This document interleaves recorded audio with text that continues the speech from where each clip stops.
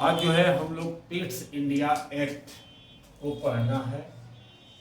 Pitt's India act 1784। ये Pitt's India act इसलिए लाया गया क्योंकि रेगुलेटिंग एक्ट में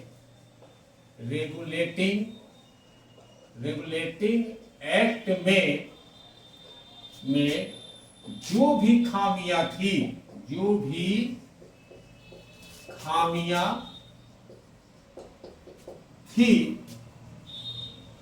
उसको दूर करने के लिए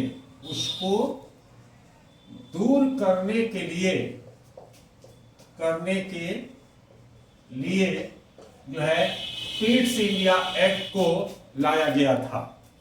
तो 1784 में पिट्स इंडिया एक्ट को इसलिए लाया गया क्योंकि जो 1773 में रेगुलेटिंग एक्ट आया था, उस एक्ट में जो खामियां थी उस खामियों को दूर करने के लिए जो है पिट्स इंडिया एक्ट लाया गया। पिट्स इंडिया एक्ट आया तो इसमें आपको इतना बता दें कि पिट्स इंडिया एक्ट आने पर जो है भारतीय प्रशासन जो थे, यानी कि भारत का जो प्रशासन था,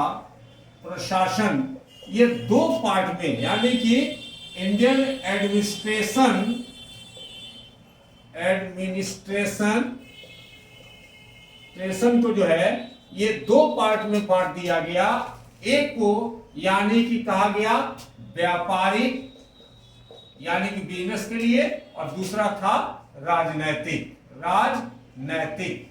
यानी कि दो पार्ट में बांटकर जो है प्रशासन यानी कि चलाने की बात की गई थी। तो आप देखेंगे कि जो राजनीतिक जो और व्यापारिक वर्ग में जो बांटा गया था, तो उसमें आप देखेंगे कि राजनीतिक व्यापारिक कार्यों के संचालन के लिए, यानी कि व्यापारिक कार्यों के संचालन के लिए कोर्ट ऑफ डायरेक्टर, यानी कि ये व्यापारिक कार्यों के संचालन के लिए कोर्ट ऑफ डायरेक्टर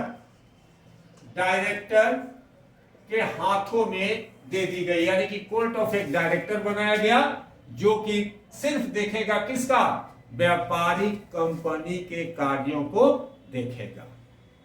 अब हो गया राजनीतिक। तो राजनीतिक कार्यों को देखने के लिए आप देखिएगा कि बोर्ड ऑफ कंट्रोल, यानी कि राजनीतिक जो कार्य करेगा उसके लिए है बोर्ड ऑफ कंट्रोल की जो है व्यवस्था की गई। यह प्रमुख जो है व्यवस्था की गई थी पिट्स इंडिया एक्ट में।